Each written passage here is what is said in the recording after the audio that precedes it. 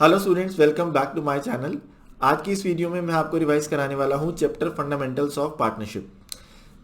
ये chapter students को थोड़ा सा लेंदी लगता है क्योंकि इस चैप्टर के अंदर टॉपिक्स बहुत ज़्यादा हैं। जैसे पार्टनरशिप क्या है, interest on capital, interest on drawings, P&L appropriation account, partners capital account, past adjustments, guarantee. तो बहुत सारे टॉपिक्स हो जाते हैं और चीज़ों को हम सम अप नहीं कर पाते, कंसोलिडेट नहीं कर पाते। तो मैंने कोशिश करी है आपके लिए कलरफुल नोट्स बनाने की, जिसके अंदर मैंने चैप्टर के सारे इंपॉर्टेंट टॉपिक्स को कवर किया है, ताकि एग्जाम टाइम पर बस आप इन्हीं नोट्स को रेफर करें और आपका पूरा चैप्टर रिवाइज हो जाए। तो आइए without wasting any time start करते हैं रिवीजन फंडामेंटल्स की। तो सबसे पहले हम बात करेंगे कि पार्टनरशिप का मीनिंग क्या होता है।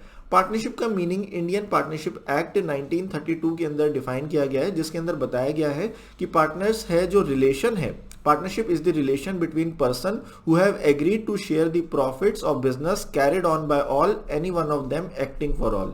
यानी पार्टनरशिप क्या है? एक रिलेशन है जिसमें कम से कम दो पर्सन होते हैं, पर्सन्स की बात की गई है, जो अग्री करते हैं प्रॉफिट्स को शेयर करेंगे, अगर लॉस होगा तो उसको भी शेयर करेंगे। बिजनेस जो कैरी होगा या तो कोई एक पार्टनर कैरी करेगा बाकी सबकी कंसेंट से, या फिर सारे मिल के बिजनेस को मैनेज करेंगे। तो ये डेफिनेशन दी गई है इंडियन पार्टनरशिप एक्ट के अंदर।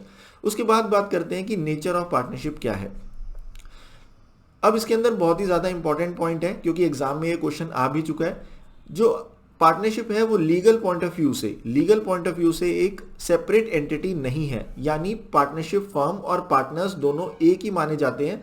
क्योंकि पार्टनरशिप के अंदर आपको पता होगा पार्टनर्स की लायबिलिटी अनलिमिटेड होती है।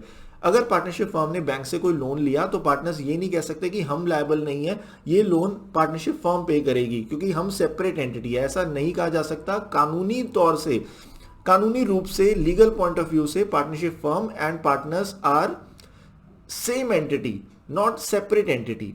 और अकाउंटिंग पॉइंट ऑफ व्यू से देखा जाए तो अकाउंटिंग पॉइंट ऑफ व्यू से partnership firm and partners are separate entity. Why? Because हम जो अकाउंट्स बनाते हैं वो पार्टनरशिप फर्म के बनाते हैं, पार्टनर्स के पर्सनल अकाउंट हम यहां पर नहीं बनाते। तो आइए बात करते हैं आगे। ये तो था नेचर ऑफ पार्टनरशिप। नेक्स्ट बात करते हैं जो इंपॉर्टेंट है, फीचर्स। फीचर्स के अंदर आपने पढ़ा होगा कि कम से कम दो पार्टनर होना चाहिए, टू और मोर पर्सन होना चाहिए, और मैक्सिमम कितने पार्टनर्स हो सकते हैं? मैक्सिमम हो सकते हैं 50। और ये 50 की लिमिट कहां पर दी गई है? कंपनीज एक्ट 2013 में। अक्सर बच्चे यहां पर गलती करते हैं, उन्हें लगता है कि जो मैक्सिमम लिमिट है वो इंडियन पार्टनरशिप एक्ट 1932 के अंदर दी गई है। तो ये गलती आपको बिल्कुल भी नहीं करनी है। मैक्सिमम लिमिट दी गई है कंपनीज एक्ट 2013 के अंदर। आगे बात करते हैं, पार्टनरशिप के अंदर अग्रीमेंट होना चाहिए, जिस अग्रीमेंट को हम कहते हैं पार्टनरशिप डीड। अब ये एग्रीमेंट ओरल भी हो सकता है, रिटर्न भी हो सकता है। जो रिटर्न एग्रीमेंट होता है उसे हम बोलते हैं पार्टनरशिप डीड। लॉफुल बिजनेस होना चाहिए। लॉफुल बिजनेस का मतलब आपकी पार्टनरशिप का जो ऑब्जेक्ट होना चाहिए वो लॉफुल होना चाहिए। आप कोई भी ऐसी एक्टिविटी ना करें जिसके अंदर कोई इलीगल काम हो, जैसे कि ड्रग्स बेचना, स्मगलिंग करना, इस तरह की एक्टिविटीज को इलीगल एक्टिविटीज कहा जाता है। अगर आप ऐसी कोई पार्टनरशिप करते हैं तो वो वैलिड नहीं है। प्लस एक और पॉइंट यहां पर इंपॉर्टेंट है कि अगर आप कोई पार्टनरशिप करते हैं फॉर चैरिटेबल एक्टिविटी।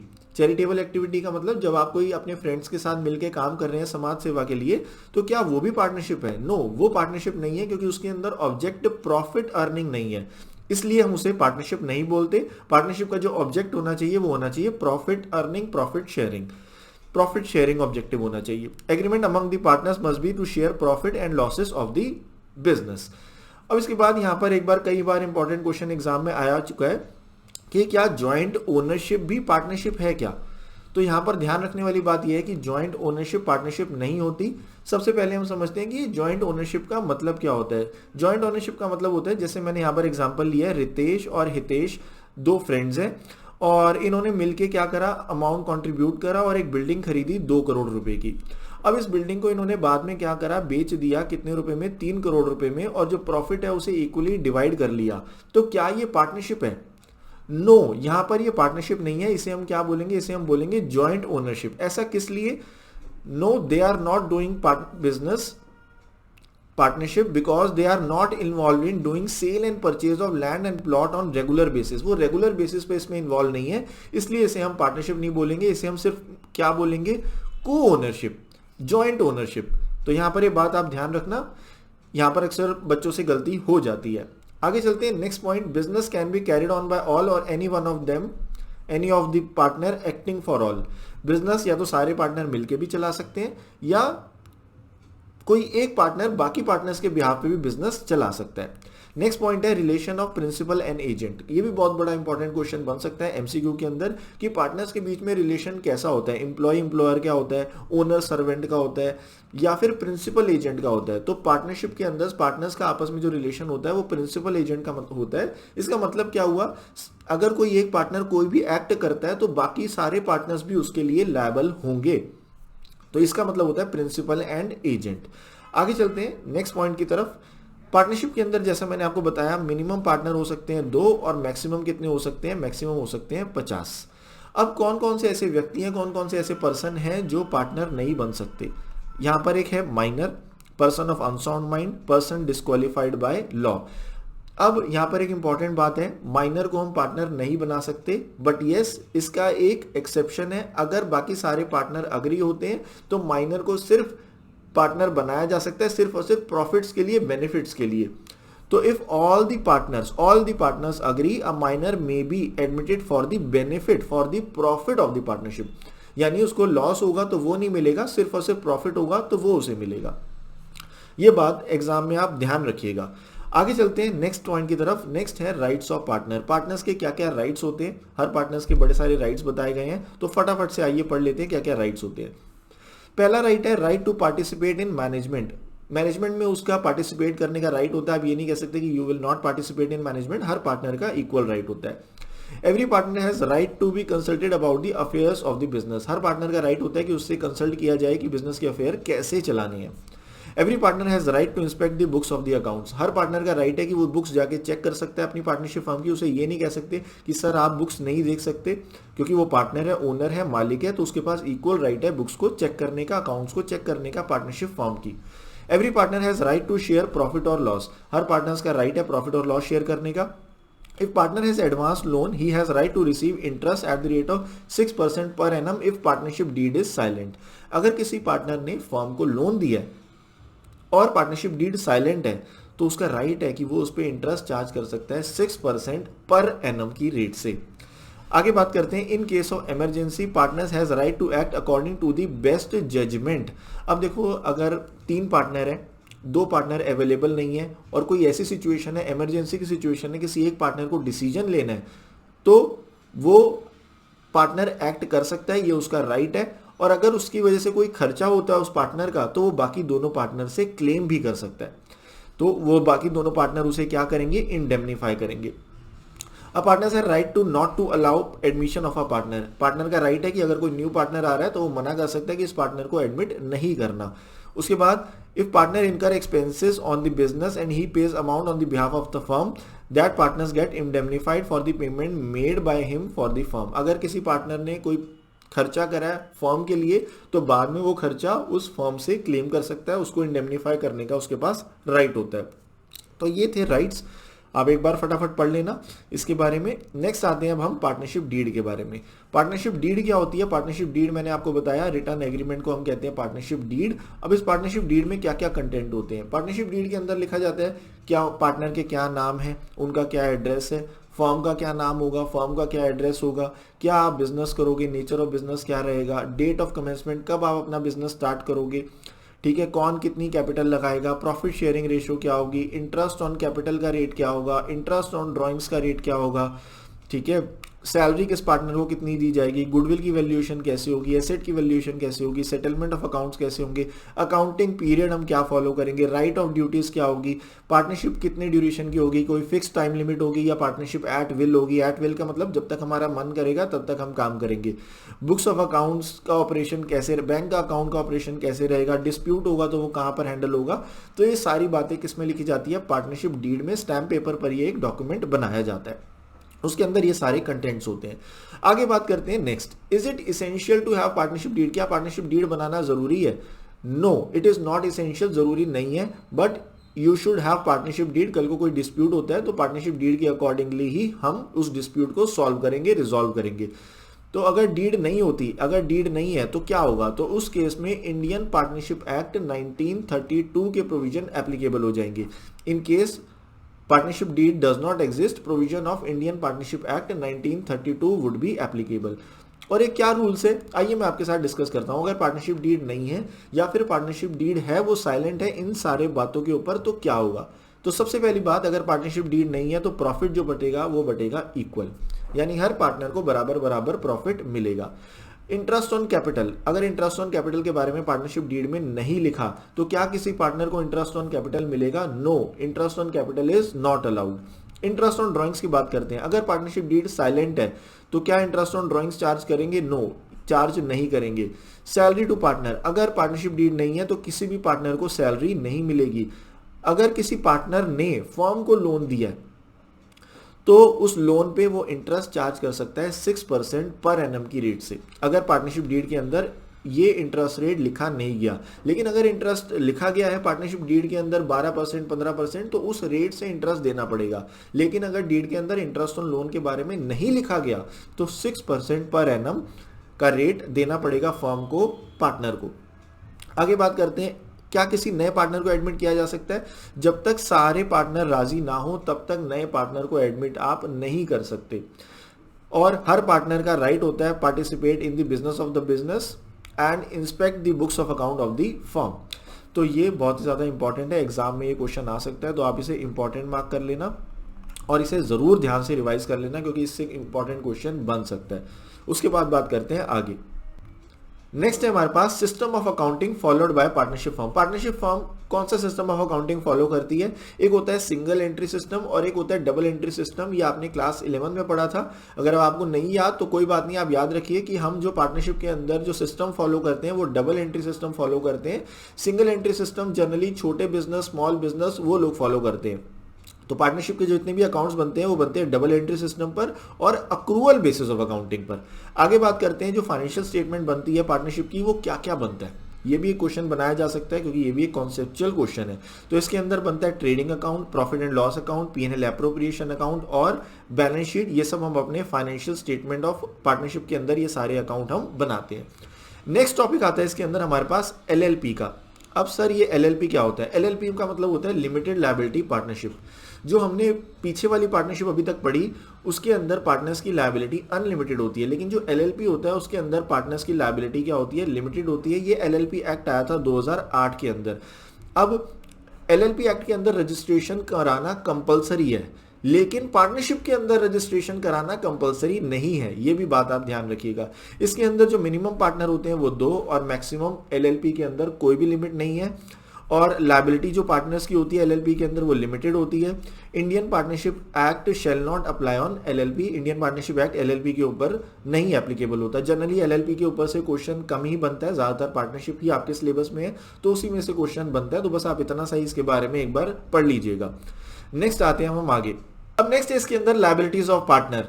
अब लायबिलिटीज ऑफ पार्टनर्स के अंदर क्या है कि अगर कोई पार्टनर पार्टनरशिप से हट के कोई पर्सनल बिजनेस भी रन कर रहा है जो सेम नेचर का है जो पार्टनरशिप फर्म रन कर रही है, तो उससे जो उसे प्रॉफिट होगा वो उसे फर्म को देना पड़ेगा। क्या मतलब हुआ इस बात का? If partners carries on business that is similar to that of the firm in the competition with the firm and earns profit from him, profit earn from such business shall be paid to the firm. क्या बात मतलब हुआ इस बात का? मान लीजिए 3 partner है A, B और C। ये तीनों डील करते हैं किसमें? सेल ऑफ स्पोर्ट्स इक्विपमेंट में। अब जो A है वो बाकी पार्टनर को बिना बताए हुए क्या कर रहा है? एक और बिजनेस रन कर रहा है जिसमें उसका बेटा भी पार्टनर है, उसका सन भी मेंबर है, ठीक, और वहां से वो प्रॉफिट अर्न कर रहा है। तो अब वो जितना भी प्रॉफिट अर्न कर रहा है वो उसे फर्म को देना पड़ेगा। यहां पर अक्षर करेक्ट नहीं है, जो A है वो करेक्ट नहीं है। In running a parallel business the profit earn from such parallel business is to be paid to the firm. ये बात ध्यान रखिएगा। अब आगे बात करते हैं। If partners earn profit for himself from any transaction of the firm and from the use of firm property, अगर कोई पार्टनर फर्म की प्रॉपर्टी को यूज करके कुछ पर्सनल प्रॉफिट अर्न कर रहा है, ठीक है, या कोई ऐसी ट्रांजेक्शन बिजनेस के साथ करके किसी और के साथ करके खुद पर्सनल प्रॉफिट अर्न कर रहा है, तो जो उसको कमीशन या प्रॉफिट मिल रहा है वो भी उसे फर्म को पे करना पड़ेगा। अब आगे बात करते हैं some other important provisions of Indian Partnership Act 1932। ये पॉइंट मैं आपके साथ पहले ही डिस्कस कर चुका हूं। If all partners agree minor can be admitted for the benefit of the partnership. Minor को एडमिट किया जा सकता है ओनली फॉर द बेनिफिट। आगे बात करते हैं।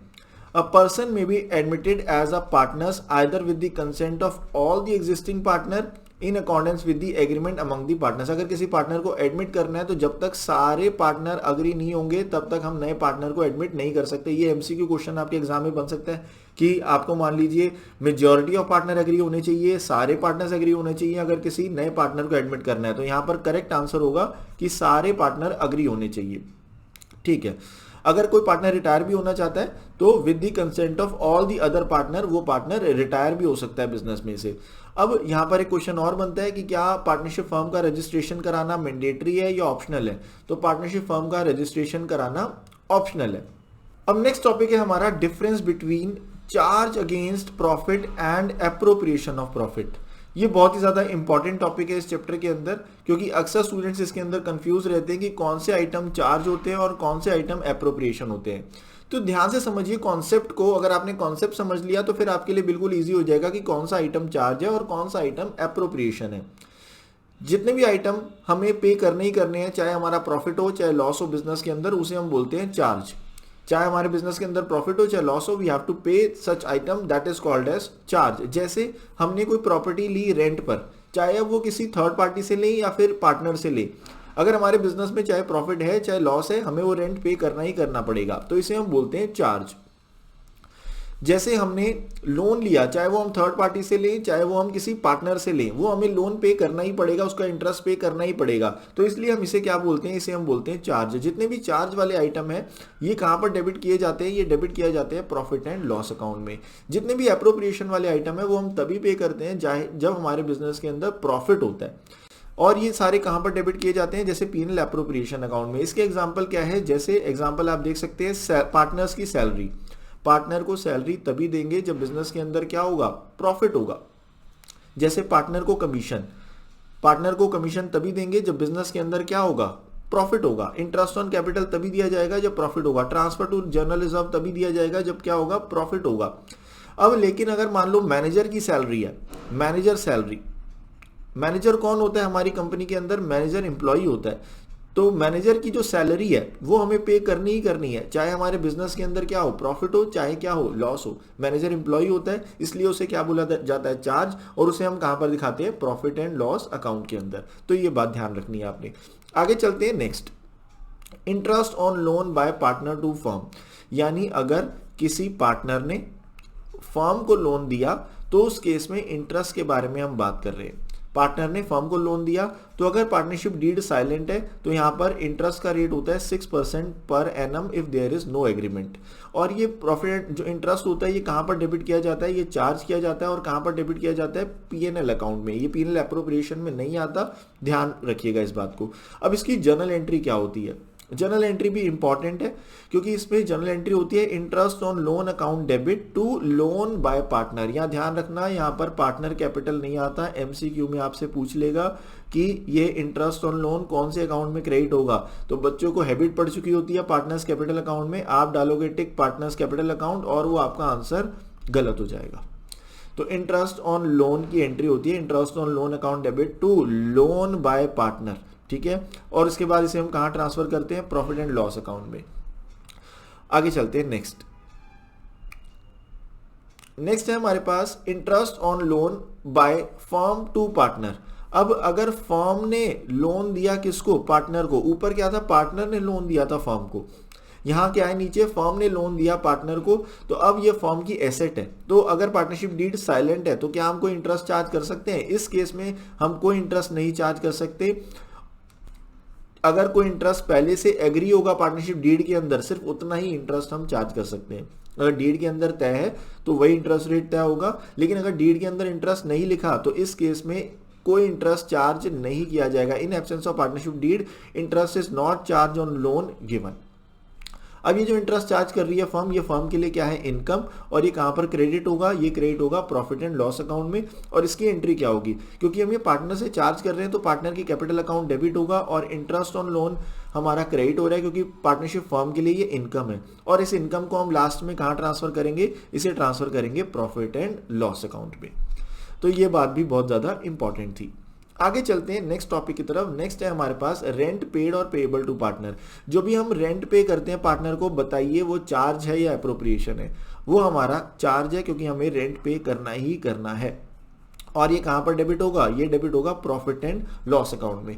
रेंट पे करने की नॉर्मल एंट्री क्या होती है, अगर हम रेंट कैश में पे करते हैं rent account debit to cash account, लेकिन अगर रेंट पेएबल है तो हमारे लिए ये लायबिलिटी बन जाता है, इसकी एंट्री होती है rent account debit to outstanding rent या फिर रेंट पेएबल। फिर रेंट को हम कहां ट्रांसफर कर देते हैं, इसे हम ट्रांसफर कर देते हैं प्रॉफिट एंड लॉस अकाउंट में, तो अगली एंट्री होती है profit and loss account debit to rent account. आइए आगे चलते हैं, नेक्स्ट टॉपिक है हमारे पास मैनेजर्स कमीशन।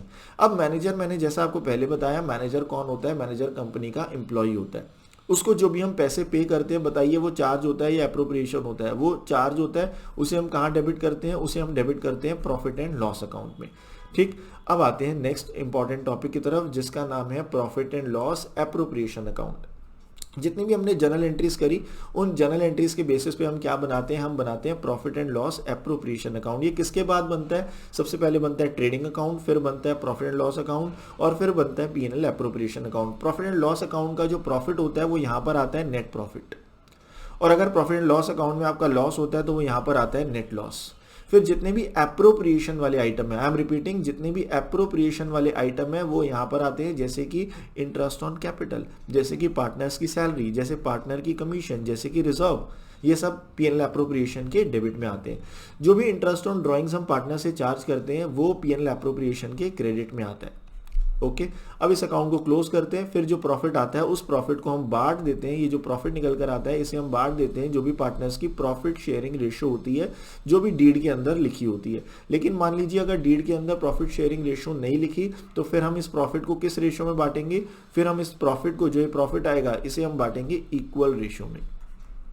तो ये हमारा पीएनएल एप्रोप्रिएशन अकाउंट है। इसकी जर्नल एंट्रीज क्या होती है, आइए फटाफट रिवाइज करते हैं। जर्नल एंट्री, सबसे पहले हमारे पास जो प्रॉफिट ट्रांसफर होता है पीएनएल अकाउंट से पीएनएल एप्रोप्रिएशन अकाउंट में, उसकी जर्नल एंट्री होती है PNL account debit to PNL appropriation account. फिर अगर पीएनएल से लॉस ट्रांसफर हो रहा है, अगर प्रॉफिट नहीं है लॉस है, तो हमारा PNL appropriation account debit to PNL account. अगर हम किसी पार्टनर को कमीशन दे रहे हैं तो ये कौन से अकाउंट में आएगा, पीएनएल एप्रोप्रिएशन में आएगा और इसकी एंट्री होगी पार्टनर सैलरी, या अगर हम कमीशन दे रहे हैं तो partners commission to partners capital और करंट अकाउंट। अभी हम आगे बात करेंगे कि फिक्स कैपिटल अकाउंट क्या होते हैं और करंट कैपिटल अकाउंट क्या होते हैं। फिक्स कैपिटल और फ्लक्चुएटिंग कैपिटल को अभी हम आगे समझेंगे। फिर हम देखेंगे कि उसमें क्या डिफरेंस है, कब हमारा कैपिटल अकाउंट में आएगा, कब हमारा करंट अकाउंट में आएगा। आइए आगे चलते, इन दोनों की कंबाइन एंट्री भी हो सकती है PNL appropriation account debit to partners salary या फिर पार्टनर्स कमीशन अकाउंट। अगर हम किसी पार्टनर को इंटरेस्ट दे रहे हैं तो interest on capital to partners capital या फिर करंट अकाउंट, और उस इंटरेस्ट को हम बाद में कहां ट्रांसफर करेंगे, पीएनएल एप्रोप्रिएशन में। कंबाइन एंट्री भी हो सकती है PNL appropriation account debit to partners capital या फिर करंट अकाउंट। अगर किसी पार्टनर से इंटरेस्ट ऑन ड्राइंग्स चार्ज कर रहे हैं तो पार्टनर का कैपिटल अकाउंट डेबिट हो जाएगा PNL partners capital account debit to interest on drawings, और इंटरेस्ट ऑन ड्राइंग्स को पीएनएल एप्रोप्रिएशन के क्रेडिट में ट्रांसफर करेंगे। अगर कुछ पैसा रिजर्व में ट्रांसफर किया जा रहा है तो एंट्री होगी PNL appropriation account debit to reserve. उसके बाद नेक्स्ट है, अगर प्रॉफिट निकल के आ रहा है पीएनएल एप्रोप्रिएशन में तो वो प्रॉफिट कहां जाएगा, पार्टनर्स कैपिटल अकाउंट में। किस रेशियो में बांटेंगे इसे, प्रॉफिट शेयरिंग रेशियो में। और अगर लॉस है, लॉस के केस में हम क्या करेंगे, partners capital account debit to PNL appropriation. ये भी किस रेशियो में होगा, प्रॉफिट शेयरिंग रेशियो, जो भी डीड के अंदर लिखी गई होगी। तो आई होप ये आपको पीएनएल एप्रोप्रिएशन और पीएनएल एप्रोप्रिएशन से रिलेटेड एंट्री समझ आ गई होंगी। आज की वीडियो में इतना ही करते हैं, बाकी मैं आपको कराऊंगा नेक्स्ट वीडियो में। तो मिलते हैं अगली वीडियो में। अगर आपको ये वीडियो पसंद आई है तो प्लीज़ इसे लाइक कीजिए, और अगर आपने अभी तक मेरा चैनल सब्सक्राइब नहीं किया तो इसे सब्सक्राइब कीजिए। Thank you very much, bye bye.